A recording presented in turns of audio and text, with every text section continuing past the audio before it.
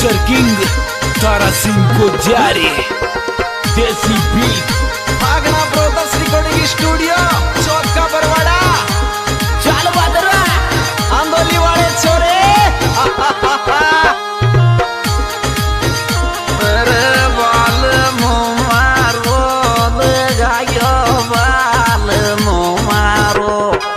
काला लगा के फिन कोड लगायो बाल मुमारो